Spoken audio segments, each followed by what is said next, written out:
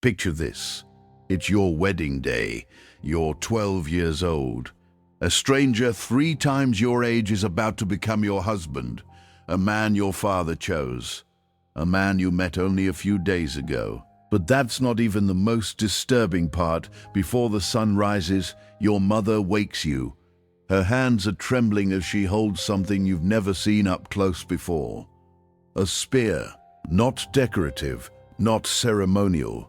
A real weapon, one that, according to the stories, has already drawn blood on a battlefield. She uses its stained tip to slowly part your hair, strand by strand, while quietly repeating the same words her own mother once whispered to her on her wedding morning. Tonight, do not fight it. And within a few hours, you'll be dragged through the streets of Rome while a crowd of people shouts filthy verses about what's going to be done to your body. You'll be lifted over a doorway greased with animal fat, and in a room heavy with incense, in front of a bed placed at the very center of the house where anyone could see it. A knot will be untied that can never be put back. This isn't a story. This isn't something a screenwriter invented. This is what genuinely took place at Roman weddings, not in secret, not in shame, but celebrated openly, repeated ritualistically, and considered completely sacred for over 1,000 years. Before anything else, let's clear something up. You've probably heard of jus prime noctis, the so-called rite of the first night, where a lord supposedly had the legal claim to sleep with a vassal's bride before her own husband could. It shows up in films, in folklore, in medieval horror stories. It sounds like exactly the kind of thing powerful men would invent to abuse those beneath them. But historians who have spent careers searching through Roman records have found no real evidence that this specific practice existed in ancient Rome. No laws, no contemporary documentation, no physical evidence whatsoever. It appears to be a later invention, most likely constructed from propaganda and humanity's habit of projecting cruelty onto the past. So we can relax, right? Turns out it was just a myth. Except no. Because what actually happened to Roman brides wasn't hidden behind closed doors or whispered about in dark corridors. It was the ceremony itself. It wasn't a corruption of the system. It was the system working exactly as designed. The horror wasn't that someone was breaking the rules. The horror was that everyone was following them perfectly.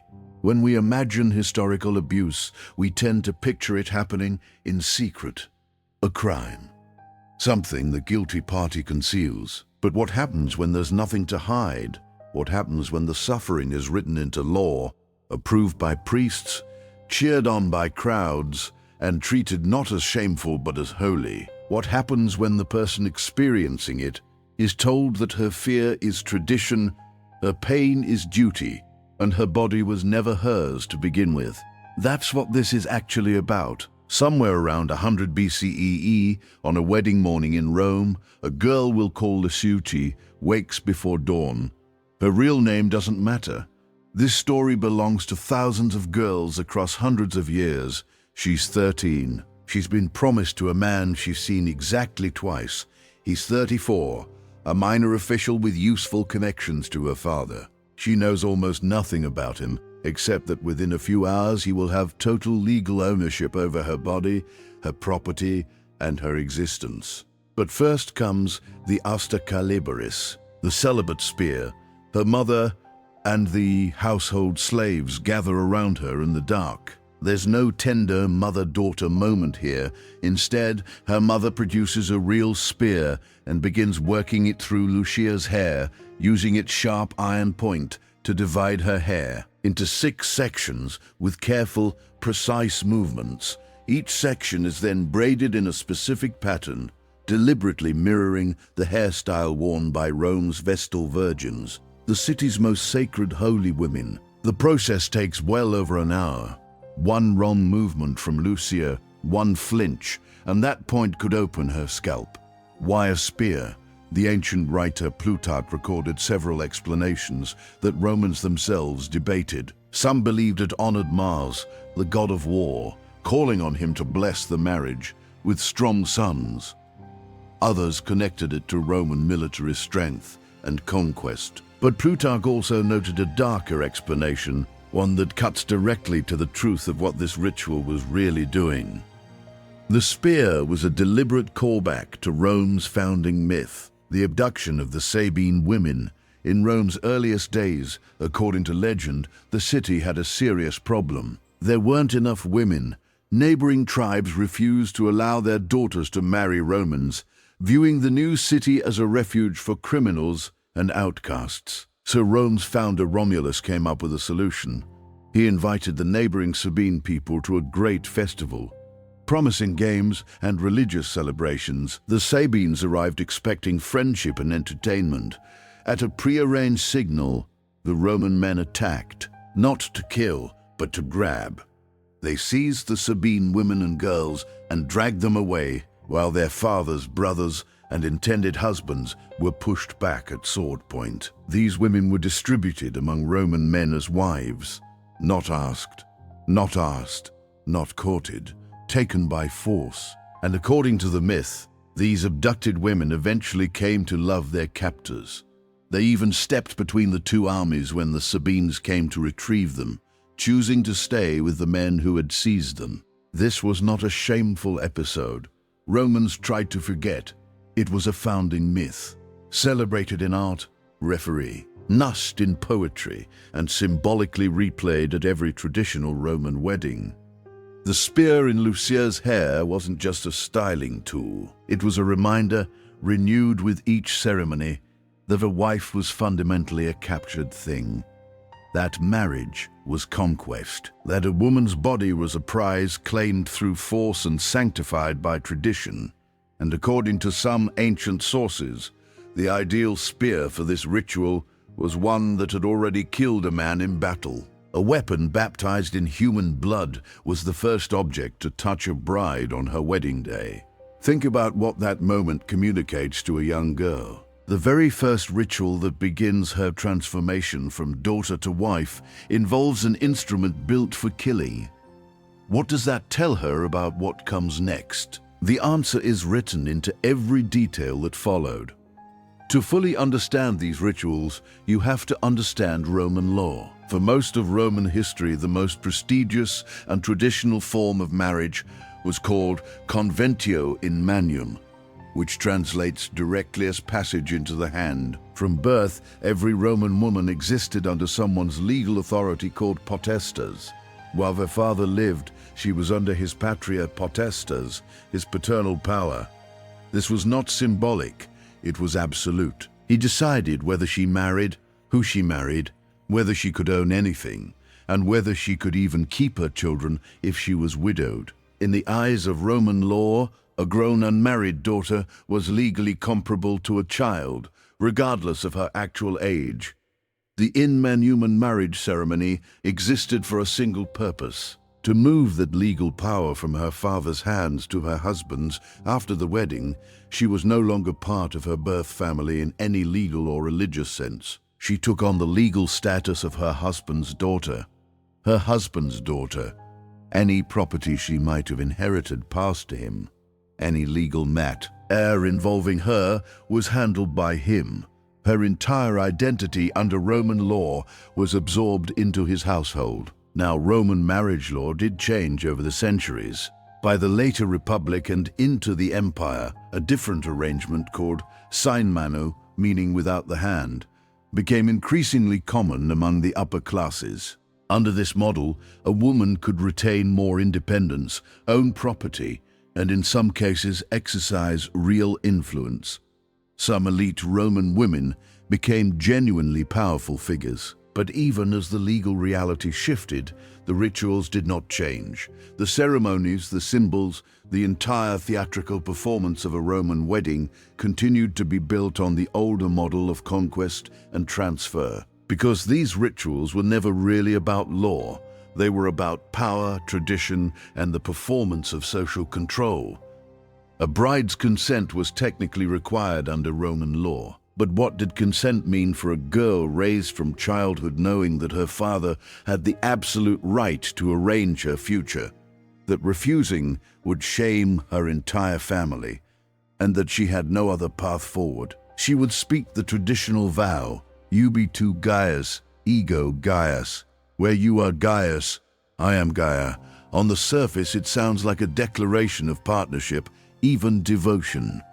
But its deeper meaning was transparent. Wherever you go, I follow. Your world swallows mine. I am joining you, you are not joining me. And wrapped around her waist was the cingulum, a woolen belt tied with an extraordinarily complex knot called the nodus herculaneus. The knot of Hercules. This was not decorative. It symbolized her virginity, her protected status, her body as sealed and unclaimed territory. The knot was designed to be difficult, a deliberate puzzle, and only one person had the right to undo it, her husband on their wedding night. As evening came, the most psychologically brutal part of the Roman double wedding began. The domum deductio, the procession to the groom's house. This was not a quiet and dignified walk. It was orchestrated spectacle, a choreographed reenactment of the abduction of the Sabine women, performed step by step in the streets of Rome. The groom approached the bride in front of both families and all their witnesses. He grabbed her with a visible show of force, pulling her from her mother's arms with real physical strength. The bride was expected to respond in kind, crying out, struggling, appearing to resist. Roman writers described this as ritual, as a way of appeasing the household gods of her birth family by signaling she wasn't leaving willingly. But here is the question that should sit uncomfortably with you: when does performance become reality?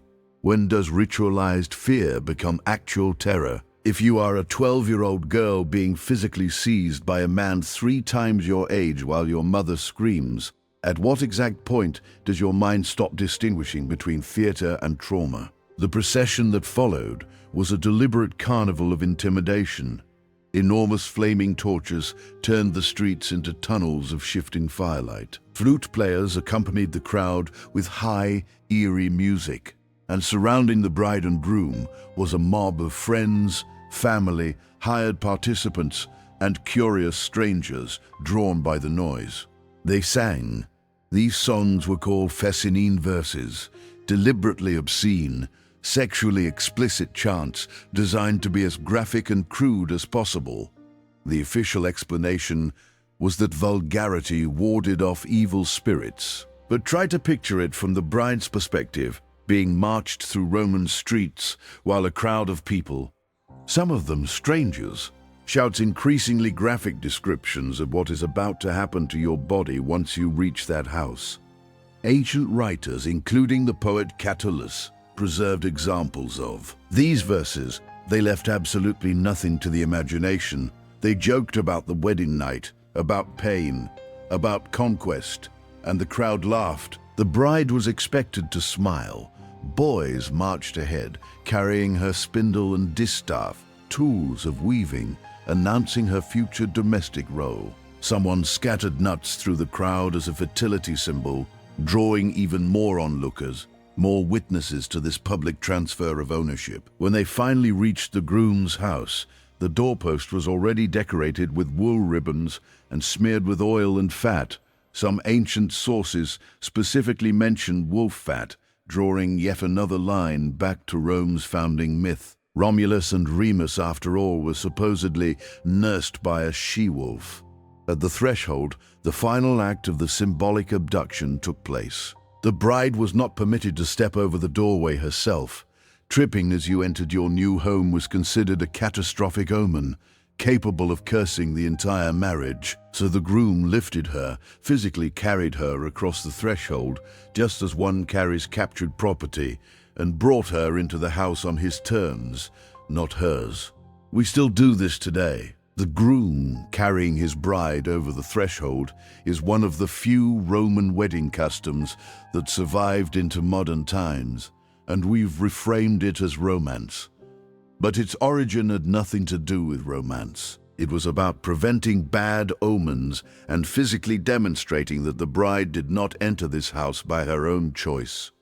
She was brought in. carried in like plunder from a campaign. The door closed. The crowd stayed outside, and the Fescennine verses continued for hours as wine flowed and the chanting grew cruder. Inside, in the sudden quiet of the house, the final rituals were beginning.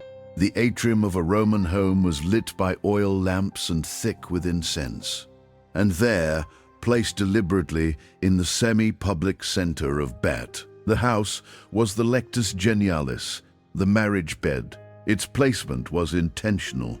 This was not tucked away in a private room. This was furniture positioned where household members, visitors, and clients would regularly pass by.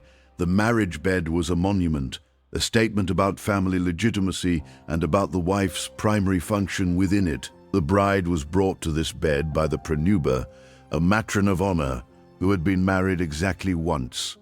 This was a firm requirement. She had to be a univira, a woman of single marriage, embodying the ideal the bride was now expected to live up to for the rest of her life. At the bed, the husband approached. Likely a small number of close witnesses remained nearby, though historical accounts vary on exactly how much privacy the couple was given. Some sources suggest witnesses stayed behind a curtain. Others suggest the couple was left alone.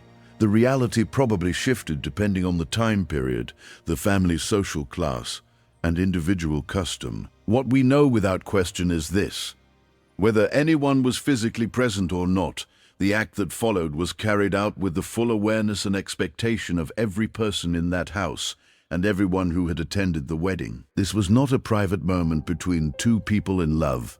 This was a legal requirement, a social obligation, a contractual duty being fulfilled. The husband untied the knot of Hercules. This was loaded with meaning. Hercules in Roman mythology was a figure of overwhelming masculine power, famous for his physical strength and for fathering an extraordinary number of children. The knot had to be worked at slowly. Its complexity meant it resisted, and with every second of that struggle, the bride stood waiting, understanding exactly what its removal meant. When it finally came undone, her tunic loosened. The historian Paul Vane, in his foundational work on Roman sexuality, described what happened next with deliberate directness. He characterized the expected consummation as taking the form of what he calls a legal rape. That is a modern historian's framing, using modern language, not a Roman legal term. But Vane chose that phrase with precision, and it's worth understanding why. The concept of ongoing consent within marriage, the idea that a wife has the right to refuse her husband, that her agreement must be freely given each time, that what happens between married people can constitute a crime. This did not exist in Roman law. It didn't exist in most legal systems until shockingly recently. In Roman marriage, particularly under the traditional in manu model, a wife's body was not legally her own. Her husband had the right and the expected duty to consummate the marriage. Her role was submission. Her feelings about that submission were legally irrelevant. This was not a secret. Romans were not ashamed of it. It was the entire point. The consummation served multiple purposes simultaneously. It legally confirmed the marriage. An unconsummated union could be annulled. It established the husband's ongoing sexual rights over his wife's body, rights that would continue for the length of the marriage, and it opened the possibility of legitimate heirs, which was, from every legal and social perspective, the central purpose of Roman marriage. The bride's unbroken virginity was essential precisely because it guaranteed that any child she carried could be attributed without doubt to her husband. Her value as a bride was measured directly against her status as untouched territory. In the morning, proof was expected. The bloodied sheets might be examined, displayed, or at least acknowledged. In some periods and some families, this was a semi-public affair. Her body's most private experience became evidence to be evaluated. Now, let's talk about why none of this is discussed the way it should be.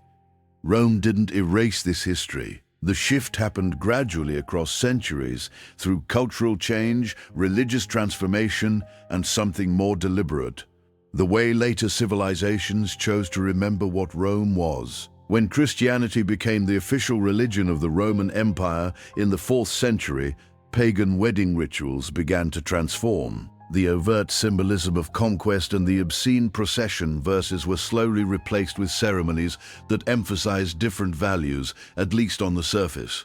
But the deeper change was in how Western civilization came to mythologize Rome. From the Renaissance forward, antiquity became a model, a gold standard for law, culture, and human achievement. We constructed our government buildings to resemble Roman temples. We studied Latin. We pointed to Roman philosophy, engineering, and governance as proof of what civilization could accomplish. And in the process of that glorification, we did what people always do with uncomfortable history. We selected the parts we admired and quietly buried the rest. We celebrated the aqueducts and set aside the spear. We studied the Senate and looked past the systematic legal erasure of half the population. We were dazzled by the Colosseum and chose not to think too carefully about what the women in those crowds had endured inside their own homes. Popular culture reinforced this selective memory. Films and television set in ancient Rome focus on emperors, legions, and political intrigue. When marriages appear, they're almost always shown through a modern lens, romantic, mutual, emotionally resonant. Academic history did the same thing for a long time, because for most of history, historians were men writing about men, focused on the public sphere that Roman men controlled. The domestic sphere, where women actually lived, was considered too minor for serious study. It's only in recent decades that scholars like Mary Beard, Sarah Pomeroy, Yves Dambra, and Paul Vane have pushed back seriously against this, using legal documents, archaeological findings, private letters, and medical texts to reconstruct what life genuinely looked like for Roman women, and what they found is deeply uncomfortable. Roman civilization, for all its undeniable achievements, was built on a foundation of systematic control over women that ran from birth to death. The wedding night rituals we've been discussing weren't the worst of it. They were just the most visible, the most theatrical expression of a much larger apparatus of domination. After her wedding night, a Roman woman's life continued under her husband's authority. He controlled her property and her social existence. If he wanted sex, she had no legal standing to refuse. If she committed adultery, he could kill her under specific circumstances. If he committed adultery, which was extremely common and widely accepted, she had almost no recourse. Her value was measured in her ability to produce legitimate children, preferably sons. If she was unable to conceive, she could be divorced for it. If she bore only daughters, she might be held personally responsible for failing. Her body was not the site of her own life. It was an instrument for continuing someone else's. This matters today, not as a historical curiosity, but because these attitudes didn't die with Rome. They moved through the centuries, shaping medieval marriage customs, embedding themselves in Western legal systems, and producing cultural assumptions about women, marriage, and sexuality that are still present and still being contested. The belief that a wife's body belongs to her husband persisted in Western law for an extraordinarily long time. Marital rape wasn't criminalized in all 50 U.S. states until 1993, less than 35 years ago. The idea that a woman's worth is tied to her virginity before marriage and her fertility within it still shapes cultural attitudes across the world. The tradition of a father giving away his daughter at a wedding, still practiced today, is a softened echo of exactly the transfer of ownership we've been describing. We've made real progress, legally and socially, and that progress is worth recognizing. But understanding where these ideas came from, understanding that they weren't natural or inevitable but were deliberately constructed and maintained through rituals, laws, and mythology, that understanding is what makes it possible to keep dismantling them. The Roman wedding night, with its bloodied spear and its mob of chanters and its legal framework for what followed, is a mirror. What it shows us is a civilization that openly celebrated mechanisms of control that we can now recognize clearly for what they were. If you want more of this kind of history, the real stories, the ones that get left out, the ones that are too uncomfortable for the textbooks, make sure you're subscribed to Crimson Archive. There's a lot more where this came from.